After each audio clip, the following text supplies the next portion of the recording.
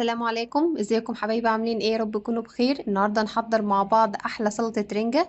معايا رنجتين كده، قطعت الراس والديل بالشكل ده وبالمقص فتحتها بالطول، طلعت البطروخ او النشوى على حسب ما تحبي وشلت كده العظمه اللي في النص بالسكينه. حبايبي هاخد الفصين بس بكل نظافه كده بالشكل ده حبايبي، منتهى النظافه.